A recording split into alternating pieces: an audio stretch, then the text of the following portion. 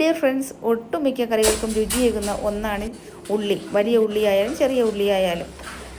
ആദ്യം 250 ഗ്രാം ചെറിയ ഉള്ളി നല്ലതുപോലെ കഴുകി വാഷ് എടുത്തതിന് ശേഷം ചെറുതായിട്ട് അരിഞ്ഞ് ആവശ്യത്തിന് ഉപ്പും കൂടി ചേർത്ത് കൈകൊണ്ടൊന്ന് നല്ലതുപോലെ ഞെരടി യോജിപ്പിച്ചെടുത്തതിന് ശേഷം കടായി ചൂടാക്കി 1 ടേബിൾ സ്പൂൺ എണ്ണയൊഴിച്ച് കടുകിട്ട് പൊട്ടിച്ചതിന് ശേഷം 1 വറ്റൽമുളക്, കറിവേപ്പില, 1 ടേബിൾ സ്പൂൺ അരിഞ്ഞ ചെറിയ ഉള്ളി കൂടി ഇട്ട് ഉള്ളിയുടെ മൂത്ത മണം വന്നതിന് ശേഷം നമ്മൾ അരിഞ്ഞു വെച്ചിരുന്ന ഉള്ളിയിട്ട് കുറച്ച് പച്ചമുളക് കൂടി ഇട്ട് നല്ലതുപോലെ ഇളക്കി യോജിപ്പിച്ച് 2 മിനിറ്റ് ലോ ഫ്ലെയിമിൽ അടച്ചു വയ്ക്കാം. അയൺ കടായിയിൽ ഉണ്ടാക്കിയ ടേസ്റ്റ് ഇനിയും കൂടും. ഇല്ലെങ്കിൽ നിങ്ങൾക്ക് ഇഷ്ടപ്പെട്ട കടായിയിൽ ഉണ്ടാക്കാവുന്നതാണ്.